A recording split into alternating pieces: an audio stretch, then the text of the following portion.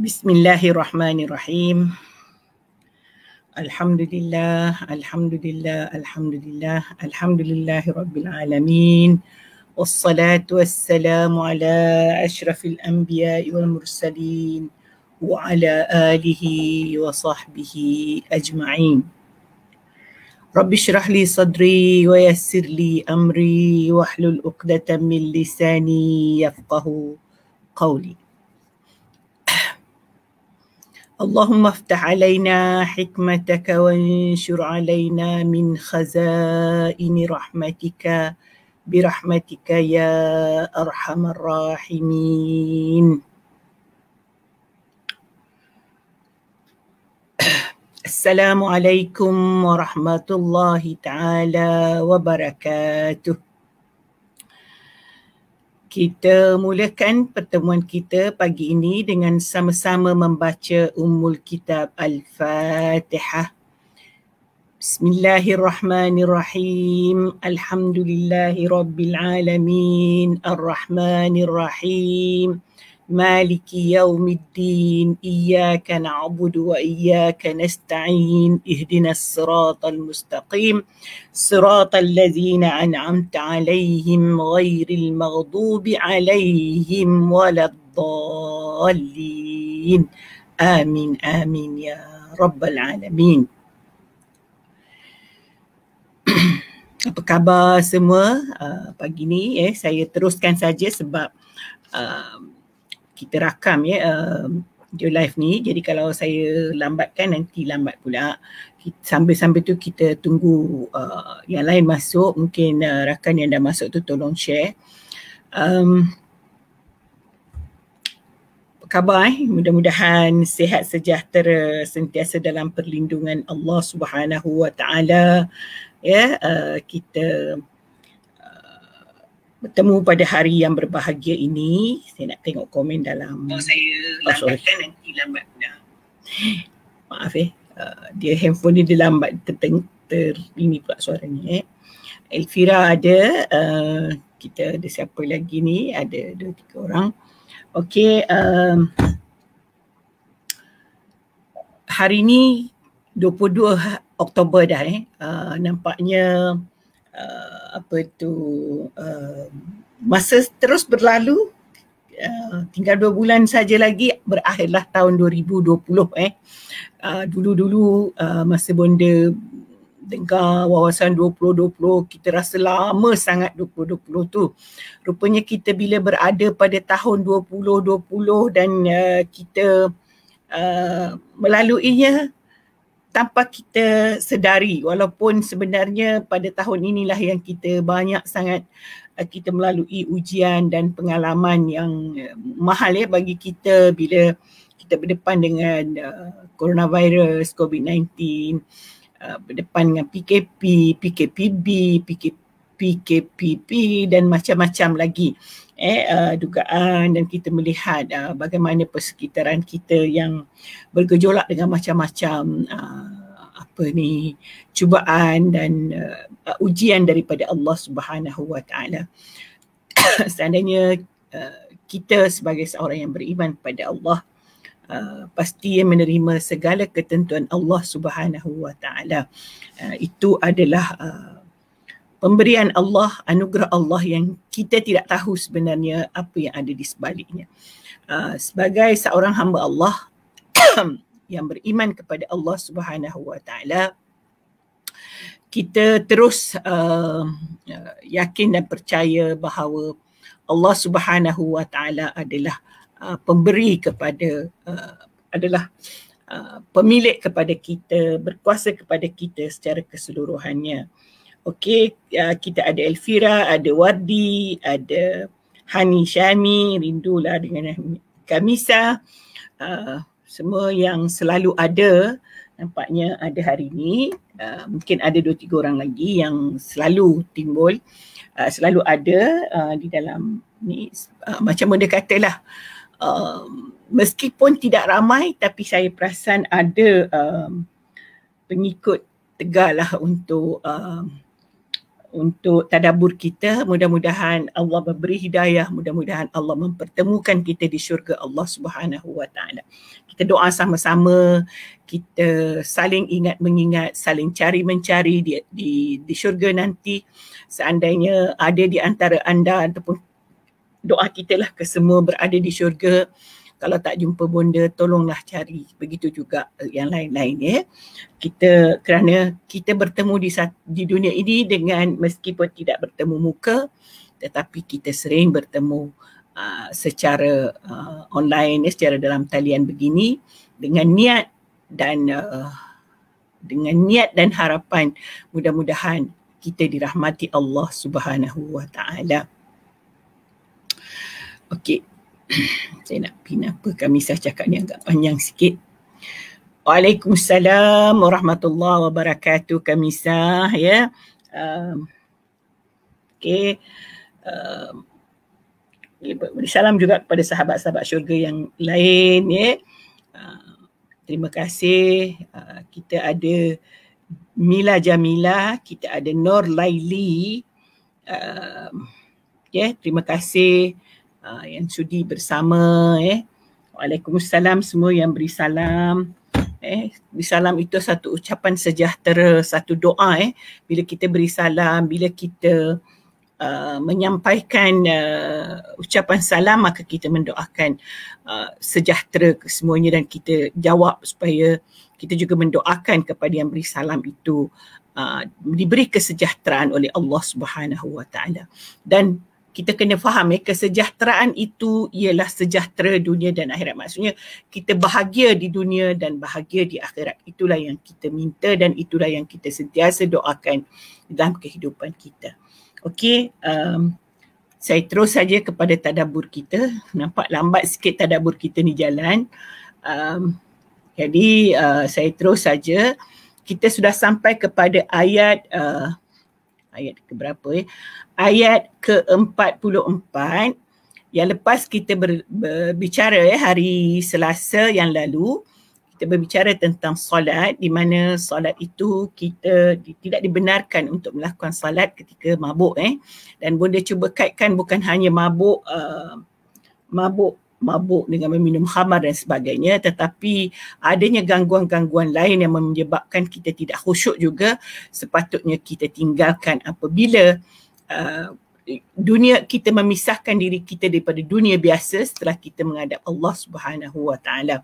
Dan di dalam ayat Quran yang dalam ayat tersebut juga diceritakan tentang bagaimana sekiranya kita terbatal wuduk dan kita atau berhadas besar atau berhadas kecil dalam keadaan kita sama ada sakit, tidak boleh membahayakan kalau kita basuh dengan air, atau kita dalam perjalanan dan susah mendapatkan air, maka boleh ditukar dengan tayamum.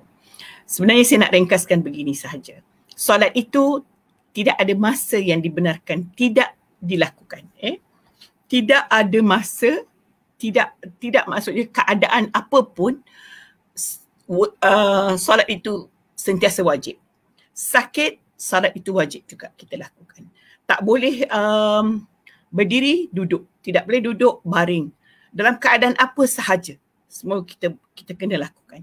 Kita dalam perjalanan, kita dalam penerbangan, wajib lakukan. Kita tidak ada dikatakan bahawa solat itu ada alasan untuk tidak lakukan.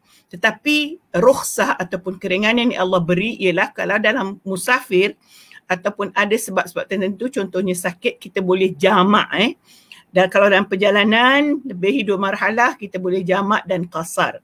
Pendekkan yang 4 rakaat itu kepada 2 rakaat. Jangan pula pendekkan 3 rakaat kepada 2 rakaat. Yang 4 rakaat sahaja boleh dipendekkan kepada 2 rakaat. Okey. Dan satu lagi ialah kalau kita sakit, susah nak bangun, nak ambil wudu, menjadi susah. Boleh jamak tapi tak boleh qasar. Boleh jamak tapi tak boleh qasar. Ini mengambil kias ataupun perbandingan di mana kalau hujan lebat zaman Rasulullah, para sahabat yang lebat tak boleh pergi, tak boleh ni, dia tak berhenti-henti hujan, boleh jamak. Itu juga kalau kita contohnya berada di negara musim sejuk, terlalu sejuk, Sampai kita kalau berwuduk susah, kita boleh jamak. Itu keadaan tertentu. So tambahanlah yang lepas, dan kita lihat hari ini ayat yang ke-44.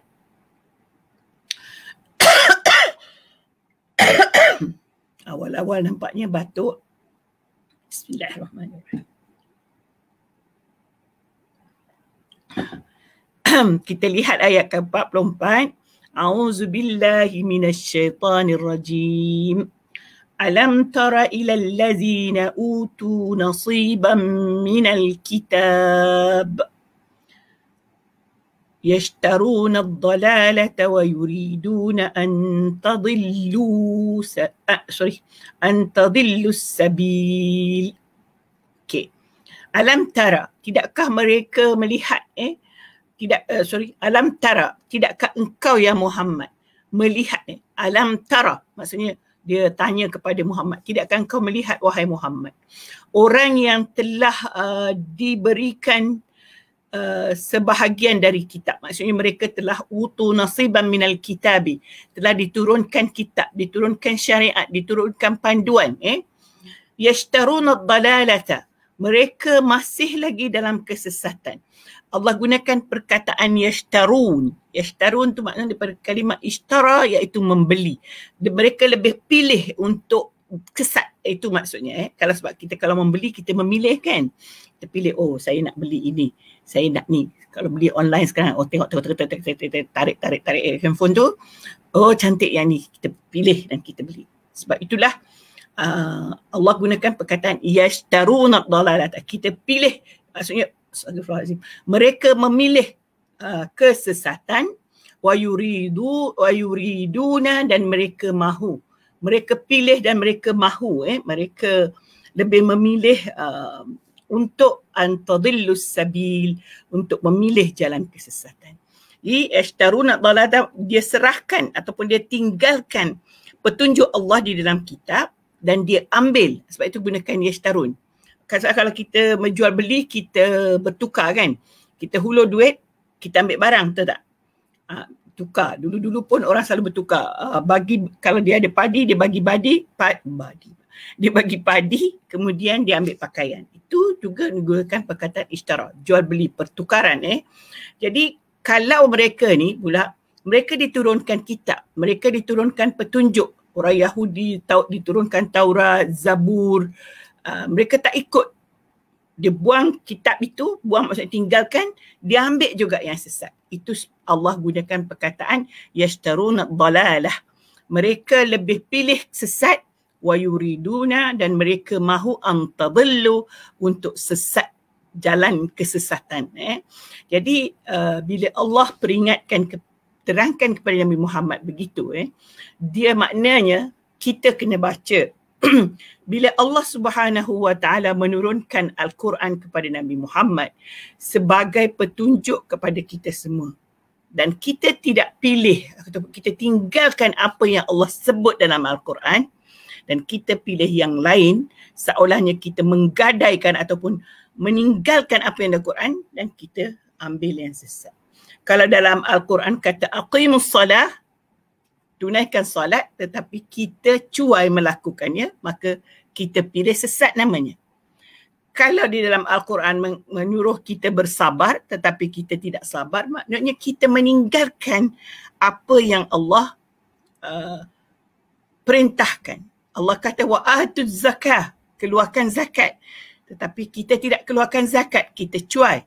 Maka berarti kita meninggalkan apa yang diperintahkan oleh Allah di dalam kitabnya, dalam Al-Quran yang kita tinggalkan. Cerita ini dia menceritakan umat yang terdahulu, umat Yahudi, yang Kristian, Masihi, yang meninggalkan kitab, perintah Allah di dalam kitab Zabur dan Injil. Dan ini juga boleh berlaku kepada mereka yang diturunkan Al-Quran. Mereka tinggalkan Al-Quran. Kita fikirlah apa sahaja petunjuk Allah dalam Al-Quran, apa larangan Allah dalam Al-Quran, tapi kita langgar, berarti kita membeli ataupun kita menggadaikan kita punya kitab dan kita memilih yang sesat. Okey, faham kan? Setakat itu. Maksudnya Allah beri satu peringatan kepada Nabi Muhammad bahawa sememangnya umat dahulu ada yang diturunkan kitab tetapi mereka tinggalkan dan mereka pilih kesesatan. Jadi itulah yang kita takuti, bahawa kita akan kita tinggalkan ataupun kita yang lebih baik kita tinggalkan. Cubalah kita mungkin kita boleh imagine sesuatu bila kita melihat sesuatu. Contohnya kalau kita memilih ada sesuatu yang baik, nasi tu baik, bertutup, cantik, kemas, baru masak, hias cantik, makanan dan sebagainya. Di sebelahnya mungkin cantik tetapi tak sedap. Masin, apa sebagainya. Lauk dia kita tak boleh makan, tapi kita pilih yang tak boleh makan. Jadi sesatlah tu. Maksudnya kita pilih yang tidak bagus. Itu maksudnya kita sesat. Sebab kadang-kadang, sebab saya sebut nampak cantik, sebab kadang-kadang kita ni memilih yang cantik, kita rasa seronok lah kalau saya buat macam ni. Kita tak fikir benda tu bertentangan dengan perintah Allah ataupun tidak. Itu menjadi masalah.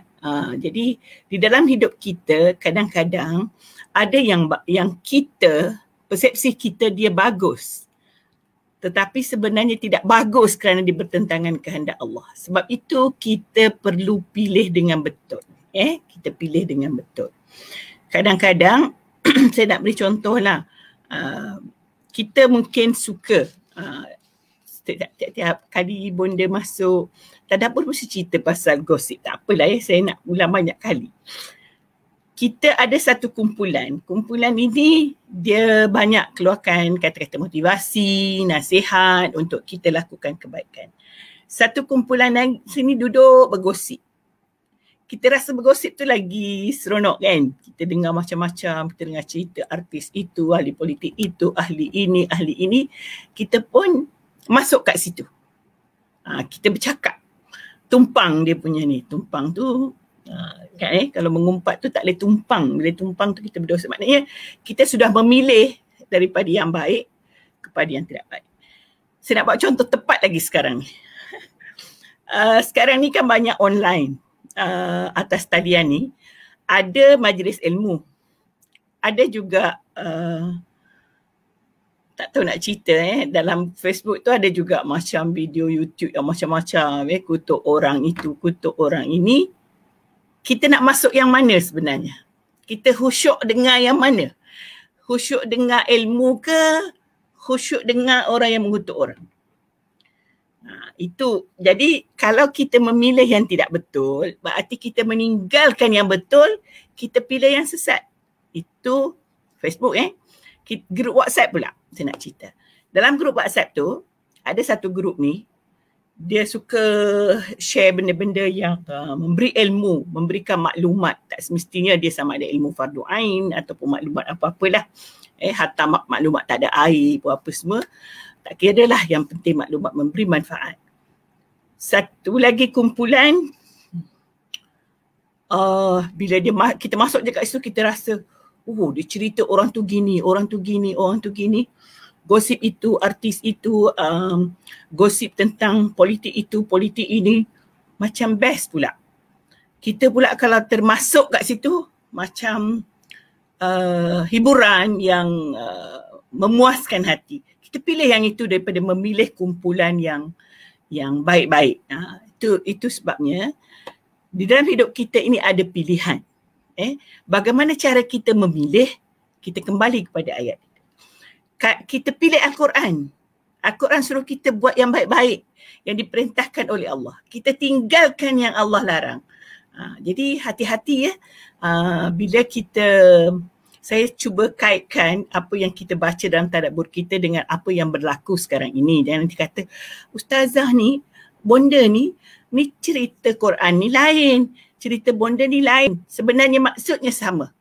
Apabila kita kita melakukan sesuatu yang dilarang Allah, meninggalkan yang baik, maka berarti kita telah menggadaikan apa yang Allah turunkan dalam Al-Quran dan kita ambil yang tidak benar. Sebab dalam perkara tadi,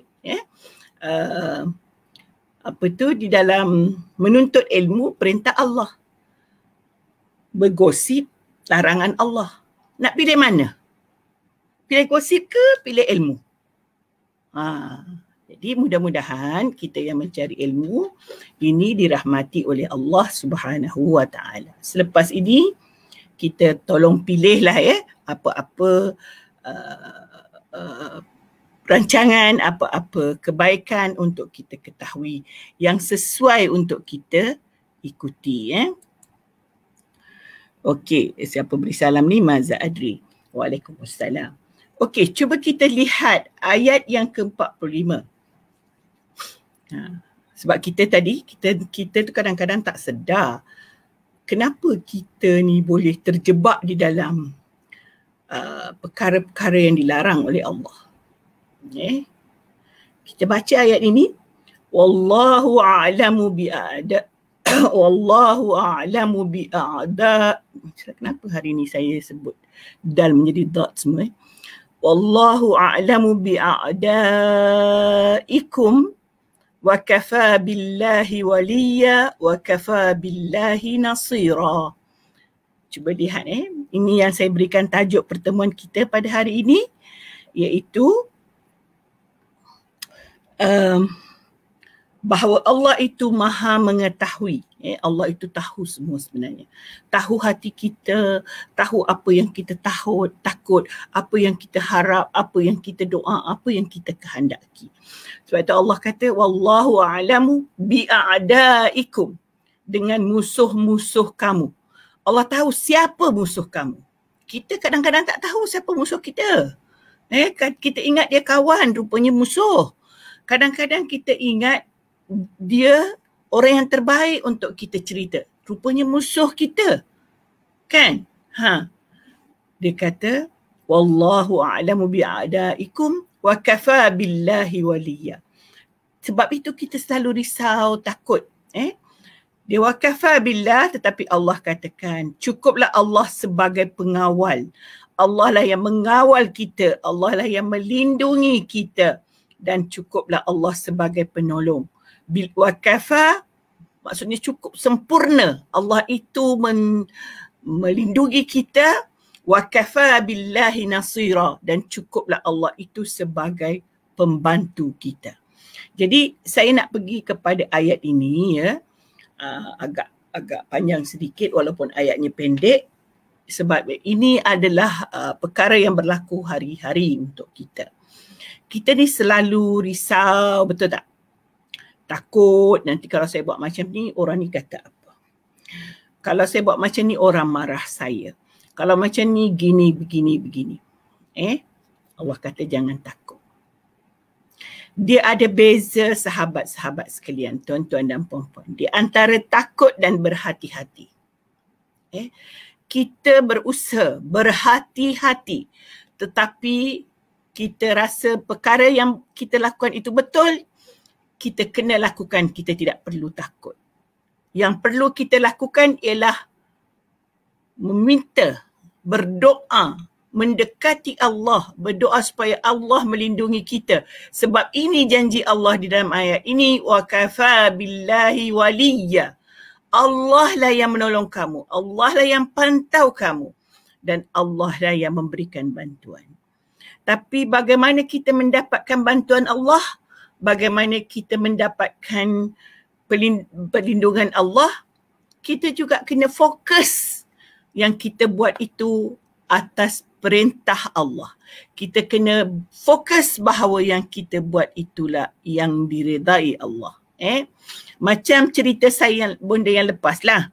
Benda kata ada orang, masa ketika cerita pasal riak kan, ada orang takut nak pergi jamaah di masjid sebab dia kata nanti orang kata riak. Nampak tak? Takut itu takut yang tak kena pada tempatnya. Kalau dia ikhlas, kalau dia benar-benar melakukan amal kerana Allah Subhanahu Wa Taala, macam mana nak orang nak kata dia riak? Biarlah orang kata pun, Allah yang tahu hati kita. Allah yang tahu apa yang kita buat. Betul tak? Jadi di dalam di dalam perlakuan kita, dalam pelaksanaan tanggungjawab kita kepada Allah Subhanahu Wa Taala, yang kita takut ialah Allah. Kalau contoh kalau kita nak buat baik kepada seseorang, kita nak infak kita nak infak, mungkin kita gaji tak besar mana, katalah RM2,000, RM3,000, gaji sederhana lah. Tiba-tiba kita terfikir nak berinfak 500. Of course lah orang kata, nak makan apa lah budak ni lepas ni. Siap infak 500. Kita pun kena berhati-hati juga. Kita kena fikir kebaikan kita. Tapi kalau kita rasa okey, saya bulan ni tak banyak belanja, saya tak ada keperluan yang lain, saya rasa 500 tu saya boleh beri. Tapi ada orang datang memberitahu kita, kenapa kamu buat macam ni. So dalam keadaan ini, kalau kita memang nak buat, kita serahkan kepada Allah. Nampak tak? Itu satu. Yang keduanya, saya nak beri contoh lagi. Saya nak beri contoh diri sendirilah Contohnya kami bersama para pelajar dulu pergi ke tempat orang asing. Minggu lepas bercerita orang asli, cerita lagi. Banyak kita dengar orang kata pergi tempat orang asli ni nanti kena ilmu itu, kena ilmu ini, bawa pula anak-anak orang, perempuan dan sebagainya, nanti kena macam-macam lah kan timbul. Dalam keadaan inilah, apabila kita sudah berniat bahawa kita mahu pergi untuk berdakwah, kita mahu menjalankan perintah Allah, menyampaikan Islam kepada mereka yang belum Islam, untuk faham tentang Islam, dan itulah kita ajar kepada para pelajar. Jadi tentang apa yang akan berlaku, itu saya sebut berhati-hati, tetapi kita meminta kepada Allah dan kita serah kepada Allah. Wa kafa billahi waliya. Allah itu menjadi pelindung kita. So kita jadi berani. Kita jadi, itu motivasi untuk kita melakukan kebaikan. Tapi hati-hati kita beri penerangan dahulu dengan pelajar, apa yang mereka perlu lakukan, bagaimana mereka berbicara dengan orang asli, bagaimana mereka, apa yang perlu mereka jaga, akhlak dan sebagainya. Malah persediaan kekuatan mental, kekuatan rohani kita sediakan daripada awal. Kita adakan sembahyang hajat, kita adakan doa selamat, kita adakan macam-macam supaya mereka lebih berani, lebih kuat menghadapi.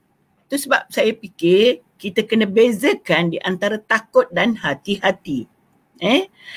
Macam kita sebut tadi, kadang-kadang musuh itu orang yang paling hampir dengan kita, kerana dia di dalamnya, dirinya mungkin ada gangguan syaitan. Malah dalam diri kita pun kadang-kadang begitu. Kita nak buat baik, hati kita kata begini. Kita nak buat baik, diri kita. Dalam diri kita tu kan ada juga perlawanan. Kalau kita buat baik dengan sahabat-sahabat kita, kita berserah kepada Allah. Mudah-mudahan, dan kita memang sangka baik bahawa semua mereka ini berbuat baik kepada kita. Cuma hati-hati kita sentiasa menjauhi diri daripada larangan Allah. Hati-hati itu maksudnya begini kadang-kadang kita ada sahabat, kita rasa kita boleh bercerita dengan dia. Dan kalau cerita itu benar, tidak ada masalah. Kadang-kadang cerita yang diceritakan itu, na'udzubillah, kalau tidak benar, umpamanya kita mengata orang lain contohnya lah, dan perkara itu tidak benar, kita pun nanti percaya pula dengan apa yang dia kata, kerana dia kawan baik kita, kan? Di situ kita perlu berhati-hati. Kita jangan percaya semua. Bukan maksud saya begini. Kalau kita percaya, kita pun kata, oh jahat rupanya si Anu. Sebab dia ni cerita dengan saya. Betul ni sebab dia dah kenal lama orang ni. Itu satu yang memberikan keburukan kepada kita. Jadi di situ ada hati-hati. Tetapi kita tidak perlu takut. Kita berserah kepada Allah. Dan kita jangan cerita dengan orang lain apa yang dia cerita dengan kita kalau yang dia cerita dengan kita itu keburukan seseorang. Jangan pula kita pergi beritahu orang tu, oh dia cerita dengan saya hang gini. Itu tidak baguslah ya. Itu sebab kita kata wa kafa wallahu a'lamu bi'adaikum. Allah tu tahu sebenarnya siapa musuh kita. Kadang-kadang musuh kita diri kita sendiri pun Allah tahu bahawa sebenarnya musuh kamu itulah diri kamu sendiri. Bangun pagi, aku nak buat tadabbur ke tidak hari ni? Tidak. Kan bagus kamu baring-baring tidur, rehat-rehat. Yang kamu nak pergi sangat tadabbur tu buat apa? Nampak tak? Betul tak agak-agak dalam diri kita kadang-kadang ada benda-benda begitu. Kita nak pergi buat baik sebenarnya. Kita nak pergi surau contohnya. Pergi surau dengar hari ni ada kuliah duha contohnya. Lepas tu hati kita kata tak payah pergilah, rehatlah. Lama dah saya pergi, sesekali berehatlah kan. Itu sebenarnya gangguan daripada diri kita, musuh kita. Kita kena lawan. Kita kena lawan musuh itu. Nampak tak? Tu saya baru cerita tentang yang tersembunyi. Ada musuh yang jelas. Sebenarnya saya nak balik dulu cerita tafsir ni kan ada pula salah faham. Cerita ini sebenarnya ialah Allah menerangkan kepada para rasul, iaitu musuh kamu ialah orang-orang kafir, iaitu orang Yahudi. Tetapi ulama tafsir mengatakan bahawa yang dimaksudkan a'da itu bukan Yahudi saja, walaupun fokus sejak waktu diturunkan ayat ini itu, tetapi dia bermaksud lebih luas, iaitulah musuh segala-gala, sesiapa sahaja musuh. Begitu. Jadi sekarang selain daripada musuh manusia, kita ada musuh penyakit. Nampak tak? Kita sekarang ini sedang berhadapan dengan coronavirus.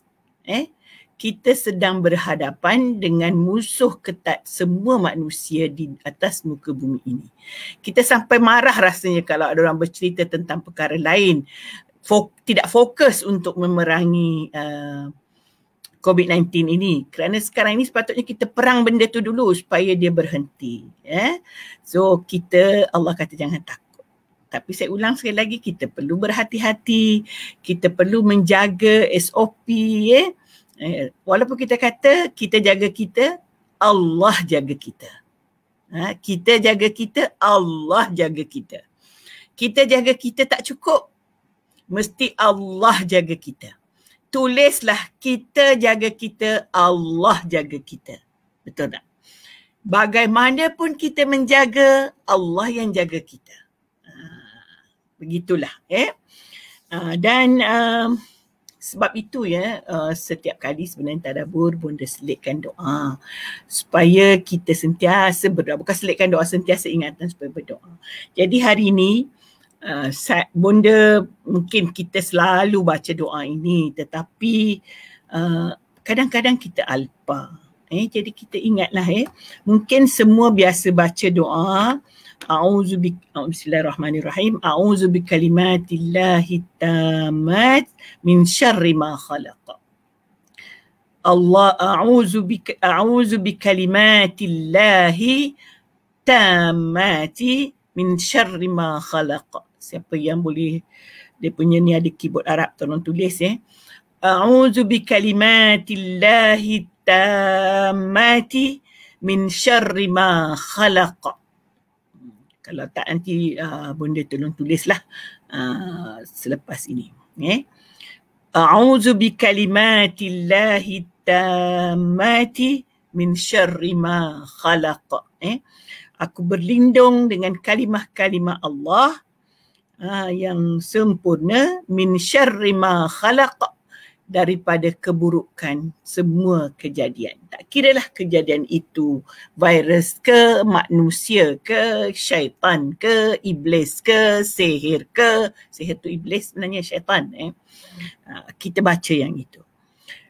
Satu lagi doa yang memang Rasulullah amalkan, kita kena amalkan ni. Kena baca pagi, petang, setiap lepas solat.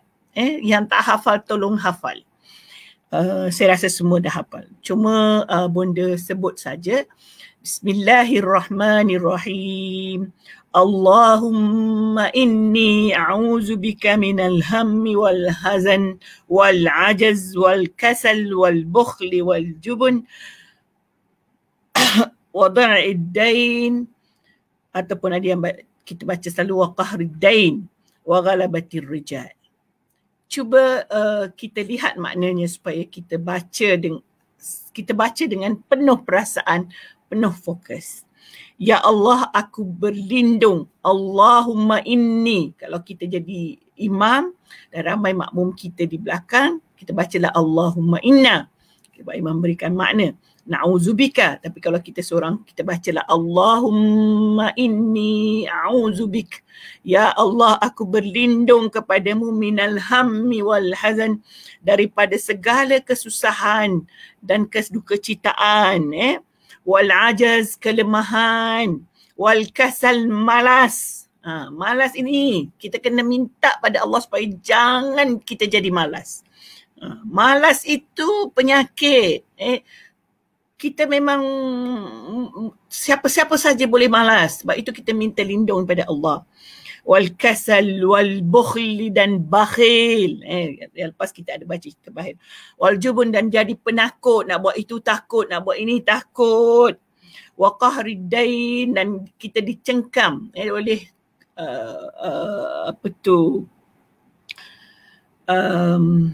hutang, hutang bank lah, hutang itulah, hutang inilah, wa ghalabatir rijal, dan dikuasai oleh manusia. Kuasai manusia ni bahaya. Sebab kita takut nanti dia marah kita. Kalau saya buat ni dia marah. Kalau saya lakukan begini nanti dia kecil hati. Kita nak buat baik takut orang kecil hati. Bagaimana? Contoh. Macam tadilah nak cerita nak infak 500. Kita tak nak bapak kita tengok. Sebab nanti bapak kita kata aku dia bagi 500. Derma pun 500 juga. Memanglah kita sayang bapa kita. Tetapi dalam berbuat baik ikut niat kita. Tapi janganlah sampai kita berderma kepada orang lain bapa kita, tidak. Kita dah bagi dah dia secukupnya setiap bulan, maka lebihnya itu kita boleh dermakan. Kita takut nanti dia kata kenapa dia bagi, habiskan duit dia, aku tak dapat gini-gini, lebih baik dia simpan buat ke aku rumah dan macam-macam lagi. Bolehlah kalau rumah dia tak bagus, memang betul dia cakap rumah dia macam nak runtuh, kita betulkan dulu rumah dia. Tapi kalau semua dah lengkap, semua dah bagus, dia pun hidup senang lenang, tak perlu kita takut. Sebab itu kita baca doa ni. Setiap kita lepas solat, setiap kita ingat, baca astaghfirullah, apa-apa semua, baca semua ayat-ayat ni. Doa-doa ini. Doa ini Rasulullah paling suka. Doa ini selalu Rasulullah baca. Bayangkan, Rasulullah yang memang Allah bagikan keampunan, bagikan apa yang dia kurang. Tetapi dia minta, ya Allah, lindungilah aku daripada segala kedukecitaan, kesusahan hati, kelemahan. Kita jadi lemah, nak buat itu lemah. Kita macam orang, kita sihat tapi kita rasa macam sakit, semua tak boleh buat. Lemah satu lagi, lemah. Orang kata, lemah tu maksudnya kita mengaku kalah. Mengaku kalah dengan orang lain, dengan musuh. Musuh yang tak bagus lah. Bila musuh tu kata, lah buat apa kamu nak pergi dakwah orang asli? Mereka bukan yang kata. Kita pun kata, ya tak iya juga. Buat apa aku nak pergi? Baik aku duduk sana. Itu lemah namanya. Kita jadi lemah semangat. Bila orang kata, kenapa nak buat ni? Macam benda lah. Orang kata, dah tua-tua ni rehat lah. Buat agak apa lagi nak tadabbur, nak glamour dia kata. Ya Allah, astagfirullahalazim. Jadi kita jangan lemah. Kalau kita rasa benda tu betul, benda tu bagus untuk kita, mengapa kita mahu sangat mengaku kalah dalam keadaan-keadaan tertentu. Okey. Nanti bonda tolong tulis balik, insya-Allah. Nanti bonda bagi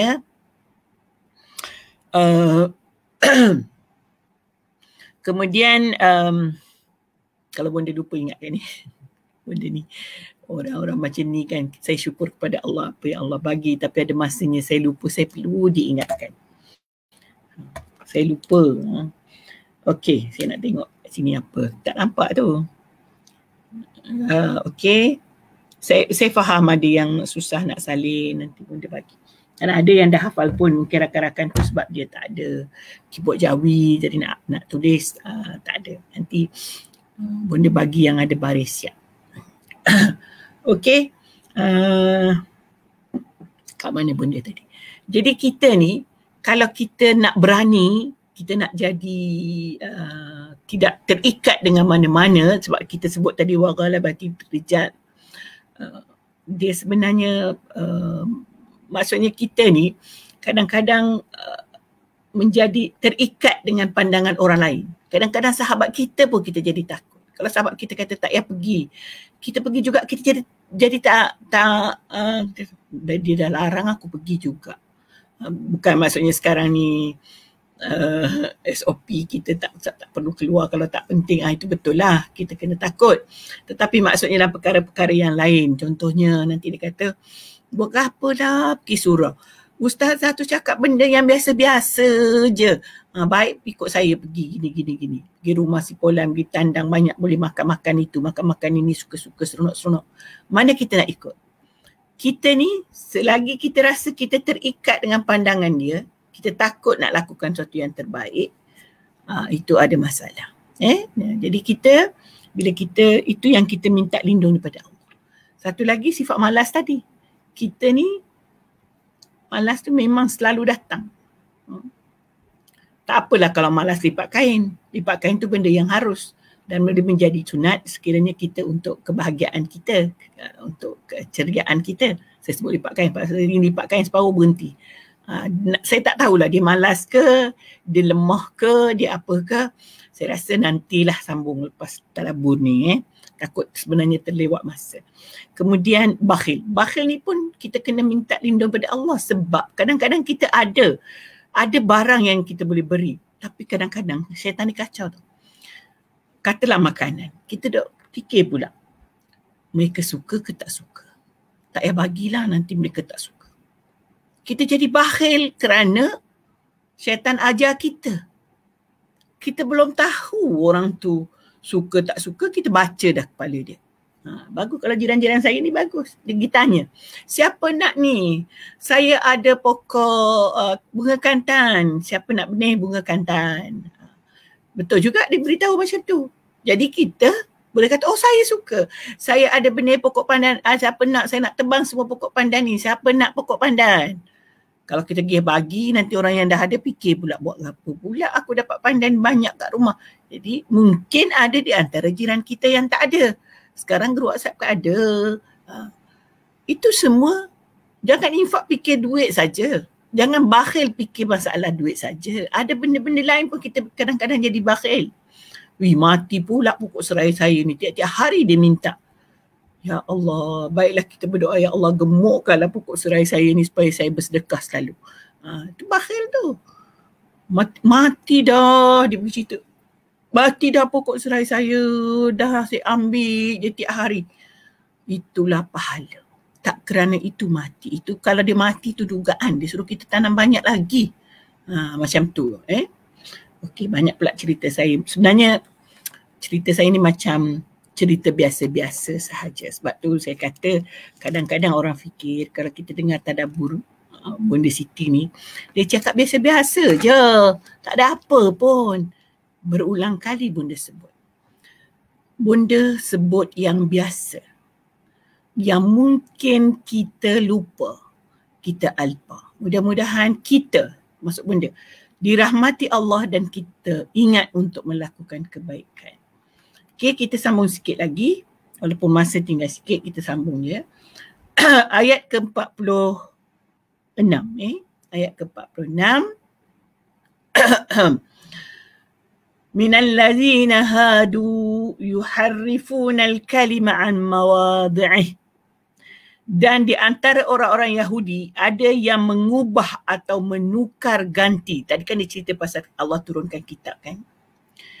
Minal ladzina hadu, mereka yang telah diberi petunjuk. Yuharrifuna al-kalima an mawadhi'ih. Dia selewengkan kalimah-kalimah Allah daripada asal.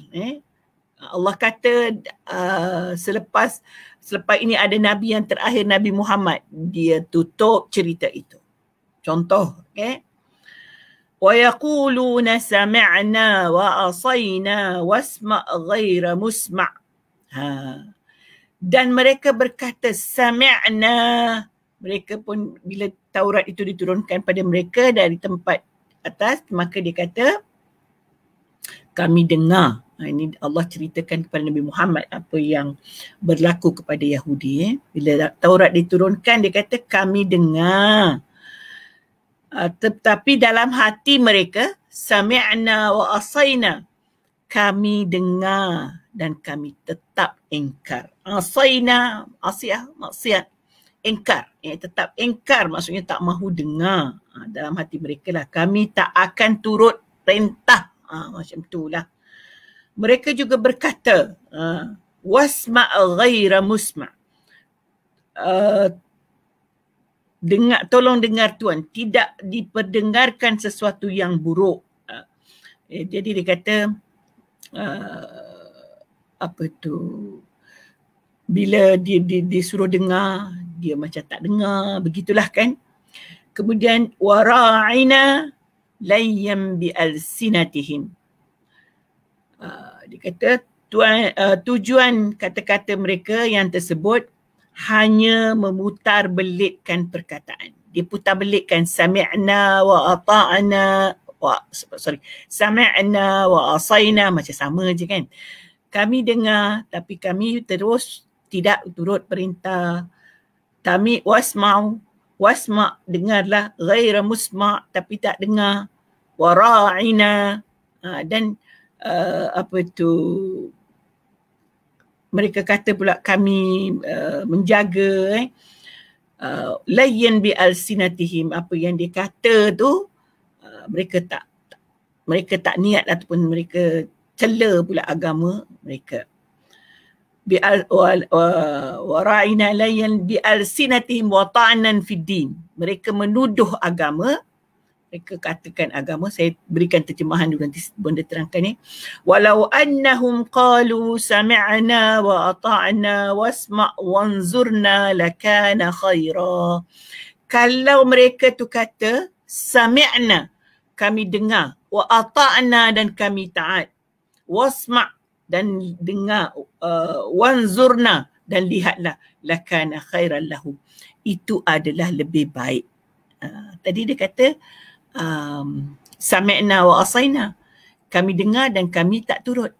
Kalaulah mereka kata sami'na wa ata'na, kami dengar dan kami patuh, lakana khairan lahum, itu adalah lebih baik. Tapi sebaliknya mereka dengar dan mereka lakukan maksiat. Wa aqam, khairan lahum wa aqam adalah lebih baguslah, lebih baik. Walakin la'anahumullahu bikufrihim fala yu'minuna illa qalila. Akan tetapi Allah melaknat mereka dan tidak beriman melainkan sedikit sahaja. Okay. So ayat yang ke-46 ini dia menceritakan kedudukan orang-orang Yahudi ataupun umat yang terdahulu. Mereka diturunkan kitab tetapi mereka tak dengar. Mereka tidak tidak ikut pun perintah Allah Subhanahu Wa Taala. Sehingga mereka kata kami dengar, tapi dalam hati mereka tetap juga wa asaina dan melakukan maksiat. Dengar tapi dia tak dengar. Dan lidah mereka ataupun mereka tetap berbicara mengutuk agama. Berhati-hati, kita kena berhati-hati. Saya terpandanglah di dalam media sosial atau di mana-mana, kadang-kadang orang suka hantar-hantar, kita tak tahu betul ke tidak. Tapi janganlah, na'udzubillah, jangan berlaku. Ada pula orang kata, woi, orang-orang agama ni dia ingat agaknya doa pada Allah tu dia doa pada Allah tu boleh lindungi mereka daripada coronavirus ni. So tak kisah itu, tak kisah ini. Sebenarnya kata-kata itu tidak faham dengan doa. Dan tidak faham sebenarnya. Bukan berarti orang kalau berdoa, bila doa tak sakit, bila dia jatuh sakit maksudnya doa dia tu tak betul. Bukan. Kita minta kepada Allah tak mahu sakit. Tapi bila Allah turunkan penyakit kepada kita, bukan berarti Allah benci kita. Bukan berarti doa kita tu tidak makbul. Allah nak beri kita supaya ada sebenarnya sesuatu yang kita perlu pelajari daripada perkara tersebut. Memang kita yang mengalami penyakit ini, selalu kita sedih tau. Bila orang kata macam ni. Contohlah, waktu bonda sakit. Itulah dosa banyak, Allah nak cuci dosa. Sebenarnya betul dia cakap tu, Allah nak cuci dosa. Tapi kita kecil hati. Sebenarnya cara percakapan tu yang tidak betul. Betul, Allah nak cuci dosa kita, Allah nak bagi pahala. Tapi janganlah kita kata itulah banyak sangat dosa. Kesian orang sakit tu, dia dah sakit, kita tuduh pula dia banyak dosa. Kalau benda ni, benda buat tak dengar sajalah. Kita ambil yang baik di hujungnya itu. Allah nak cuci dosa kita. Jangan dengar kata, itulah banyak sangat dosa. Jadi banyaklah geng-geng saya dalam grup WhatsApp pesakit kanser ni. Dia kata sedih lah orang ni duk kata gitu, kata gini. Sebenarnya kita ambil yang baik. Apa orang kata tu kita ambil yang baik. Nanti kalau tak kita jadi mereka ni. Dalam hati mereka tetap tidak menuntut perintah Allah. Kemudian dia tuduh pula wata'anan fidin. Sebenarnya itu yang buat saya bilang. Orang suka tuduh orang agama. Sebenarnya ada masalah bila orang agama tu sakit, bukan kerana Allah tak sayang dia, bukan kerana cakap dia, doa dia sudah Allah tidak terima dan sebagainya.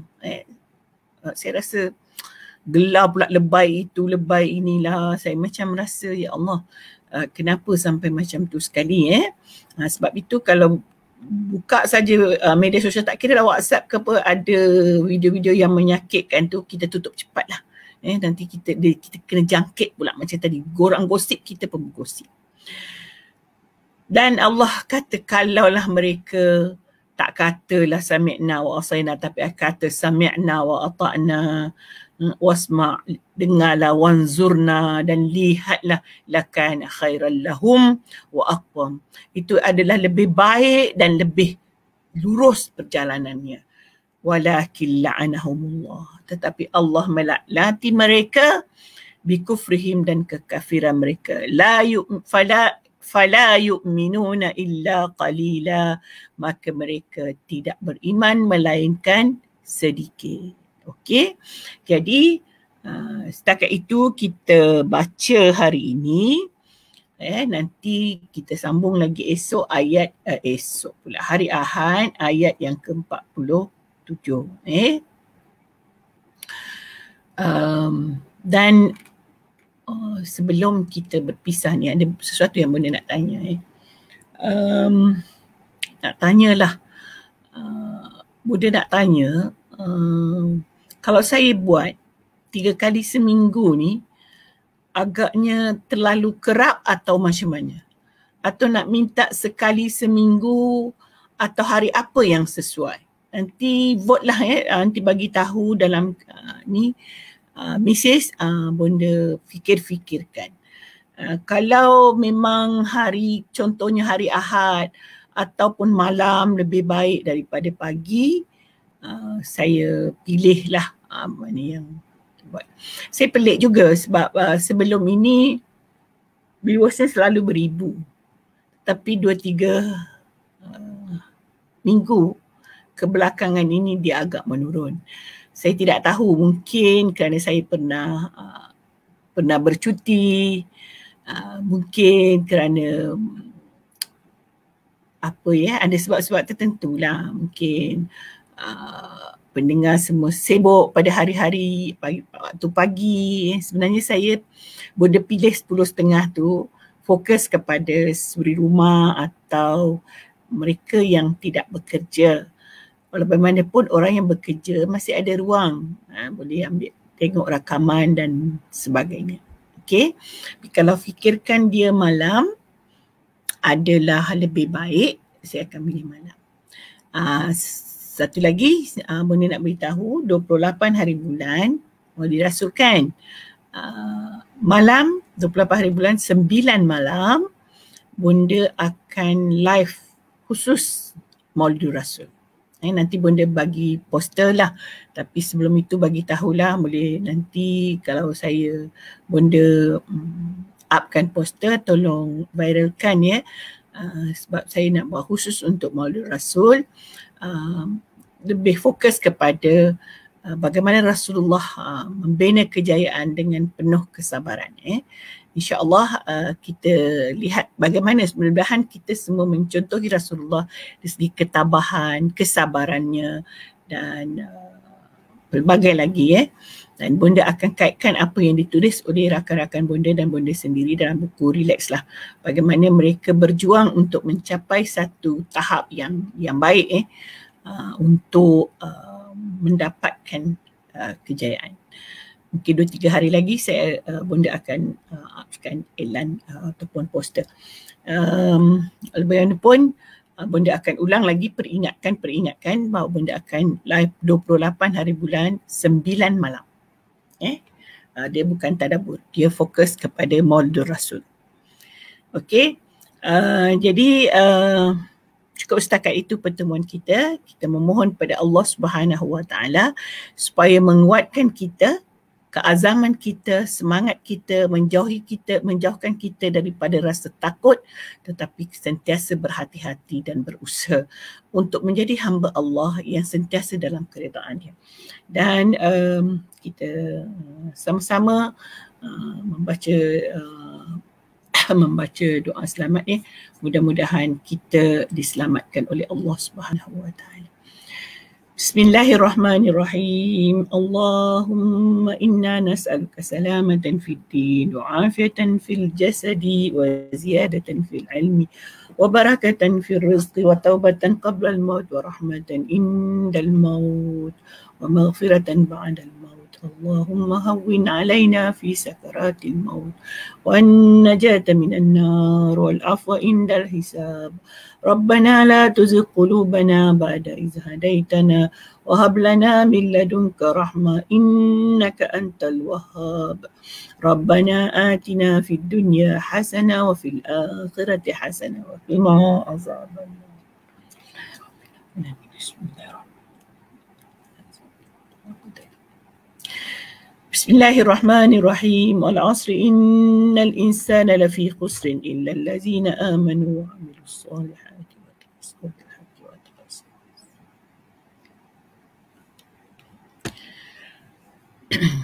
بالله التوفيق والهداية. والسلام عليكم ورحمة الله تعالى وبركاته.